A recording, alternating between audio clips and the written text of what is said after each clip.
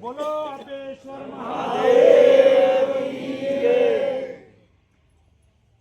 આજે છાપેશ્વર મંદિરની અંદર આપણે બધા ભેગા થયા છીએ અને આની પહેલા આપણા 89 મકાન, બરાબર ને, 89 મકાન માટે આપણે આપણા ગુજરાતના માનનીય મુખ્યમંત્રી સાહેબને આપણે રજૂઆત કરેલી।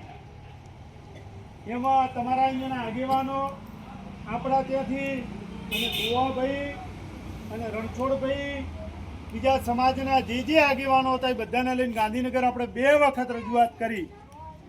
જે 89 મકાનો પાડ્યા એ એકલા આપણા રબારી સમાજના નહીં, સર્વ સમાજના મકાનો હતા। એના માટે આપણે 2 વખત રજૂઆત કરી।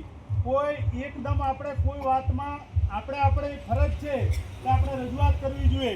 હું સમગ્ર તંત્રને વિનંતી કરું છું, માનનીય મુખ્યમંત્રી સાહેબે એવું કીધું કે તમે જાઓ કલેક્ટરશ્રીને, હું વિનંતી કરું છું। અમે કલેક્ટરને કીધેલું કે આ બાબતે મકાનો બધાને ફાળવવાના છે એવું કીધું। એના પછી અમે કલેક્ટરશ્રીને વિનંતી કરવા ગયા કે સાહેબ આ સીએમ સાહેબે કીધું છે તમારે મકાન ફાળવ। એમણે અમને કીધું અત્યારે ફ્રેશ નોટ આપી દો અને મકાન ફાળવવાના છે। અને આજે કેટલો ટાઈમ થયો ભાઈ?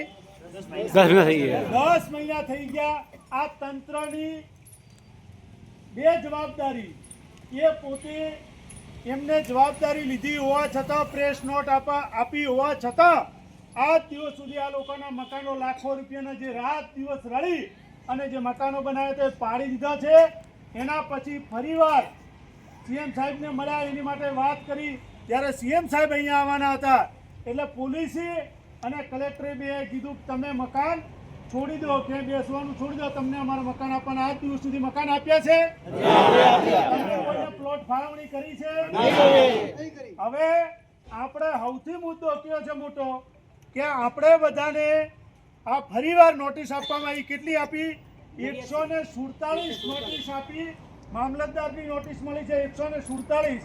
એના પછી 92 ગામ તલની નોટિસ આપી છે। અને મેં હમણાં જોયું બાઈક અને પાવતી હતી ભાઈ લાલાભાઈ 1998ની પાવતી છે। હું આ જે વિડીયો જોતા હોય ને એ તમામ લોકોને વિનંતી કરું છું કે આ લોકો પોતાના હકની લડાઈ લડે છે અને હકની લડાઈમાં સત્યતા સાથે ઊભા રહેવા માટે અમે તમારી સાથે આવ્યા છીએ। હું 2012 થી ભારતીય જનતા પાર્ટીની મદદ કરીએ છીએ, એના કાર્યકર્તા છીએ। અમારી ફરજ છે જ્યારે વોટ લેવાનો હોય ત્યારે પણ અમે ગામડે ગામડે ફરીએ છીએ, ત્યારે જ્યારે એમને તકલીફ આવે ત્યારે પણ એમની તકલીફમાં આવીને ઊભા રહેવું એ આપણી ફરજ છે। 92 ગામ તલની 147 મામલતદારની નોટિસ મળી છે। 70 વર્ષથી આ લોકો અહીંયાની પેઢીઓ 3 પેઢીઓ આવી ગઈ, 3 પેઢીથી રહેતા હોય એના મકાન ઉપર આપણે માતાજીનો કોરિડોર બને, માતાજીનો વિકાસ થાય એમાં અમે બધા રાજી છીએ। પણ કોરિડોર બનવા માટે કરી અને કોઈના ગરીબનું ઘર છીનવવું એ પણ અધિકાર નથી। કોઈ વ્યક્તિ કાયદો બન્યો છે કે કોઈ વ્યક્તિના પાસે કોઈ પુરાવો ના હોય અને એને એનું મકાન ક્યાંય ઊભું કર્યું હોય તો એને જ્યાં સુધી વૈકલ્પિક વ્યવસ્થા ના થાય ત્યાં સુધી તમારે એ મકાન પાડી ના શકો, તમે મકાનને તમે એના પાસેથી છીનવી ના શકો। તો બનાસકાંઠા જિલ્લાના કલેક્ટરશ્રીને વિનંતી કરું છું કે અમે ભાજપ સાથે જોડાયેલા છીએ। 2 વખત સીએમ સાહેબને અમે રજૂઆત કરી છે। અમે પ્રેમથી તમારી સાથે બધી જ રીતનું વર્તન કર્યું છે। આ લોકોને તમે કાઢી મૂકવા માંગો છો તો આ વખતે તમને કહી દઉં છું કે હવે તમે કાઢી શકશો નહીં। અમે અમારો હક લઈને રહીશું। એટલે જો આ હક તમે આલવા માટે જે પણ કરવું પડે અમે પ્રેમથી આ જ્યારે મુખ્યમંત્રી સાહેબ આવે છે ત્યારે અમે એમને મુખ્યમંત્રી સાહેબને 5 જણ કહો તો 5 જણ મળવા તૈયાર છીએ। પણ શાના માટે? અમારે સામે તાત્કાલિક પ્લોટની ફાળવણી થાય એના માટે, ખાલી માત્ર સારું લગાડવા માટે અમારે મળવું નથી।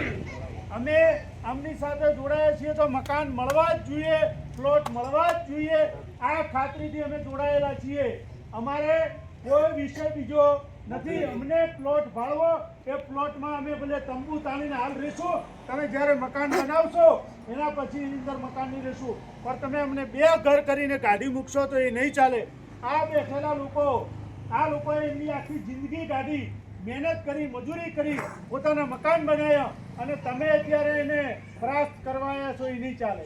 એટલે અમે બધા સાથે મળી અને આખા ગુજરાતમાં હું વિનંતી કરું છું કે આ જે અન્યાય થઈ રહ્યો છે એ અન્યાય માટે આખા ગુજરાતમાં વિહોતર ગ્રુપ ઓફ ગુજરાતની ટીમ તમારી સાથે છે અને તમને બધાને ન્યાય મળે એના માટે અમે લડીશું, મહેનત કરીશું અને જો તમને મકાન નહીં આપે ત્યાં સુધી તમારી સાથે ઉપવાસમાં બેસવું પડે તો પણ તમારી સાથે બેસશું.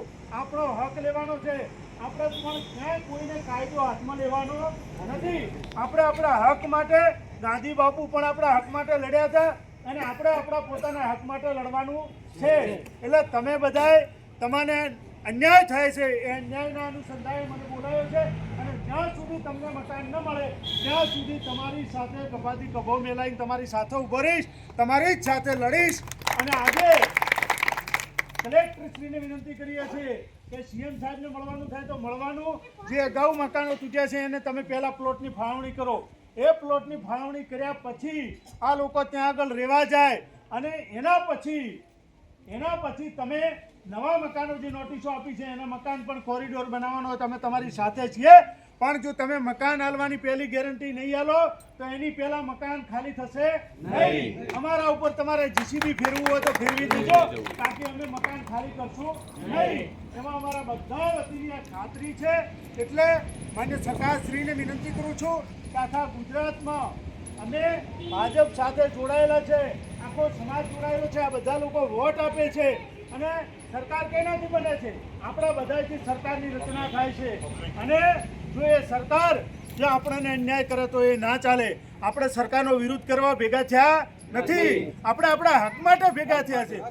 એને તમે અલગ રૂપ આપી અને પછી એવું સાબિત કરો, જો તમે અમને છેડવાની કોશિશ કરશો તો તમને નુકસાન થશે. અમે પ્રેમથી અમારો હક માગવા માટે આવ્યા છીએ. એટલે આજે પણ જે કંઈ પણ આના સંબંધિત કરતા અધિકારીઓ છે એમને વિનંતી કરું છું, કલેક્ટરશ્રીને આ વિનંતી સંભળાય, અમારો અવાજ સંભળાય તો એમને વિનંતી છે કે આ લોકોને તમે હેરાન કરવાની તમારા અધિકારીઓ દ્વારા તમે પહેલી નોટિસ આપો છો, આજે જ્યારે જવાબ આપવાની વાત કરે છે એટલે તમને ખબર છે કે સીએમ સાહેબ આવવાના છે તો લોકો ત્યાં આવશે, નુકસાન થશે. એટલે તમે પાછું એને કે અત્યારે નહીં, તમે પાછળથી આવો. એટલે આ વાત તમારે માત્ર ને માત્ર 2 દિવસ સીએમ સાહેબ આવે એટલા પૂરતી દબાઈ રાખવી છે. આ વાત ચલાવી લેવામાં નહીં આવે. આપણે બધાએ ભેગા મળી અને અંબેમાનો જય જયકાર કરી આપણે પ્રતિજ્ઞા કરશું આજે કે અમને જ્યાં સુધી મકાન ન મળે ત્યાં સુધી અમારું ઘર છોડશું નહીં. એટલે હું બોલીશ કે અમને અમારું ઘર નહીં મળે ત્યાં સુધી તમારે કહેવાનું મકાન છોડીશું નહીં. અમને અમારું જ્યાં સુધી નવું મકાન ન મળે ત્યાં છોડીશું નહીં. મકાન છોડીશું નહીં. અમને નવું મકાન ન મળે ત્યાં સુધી આ અમારી પ્રતિજ્ઞા છે. એટલે મા ભગવતી જગદંબાની સાક્ષીએ તમે પણ મા અંબેના ગુનેગાર ના બનો.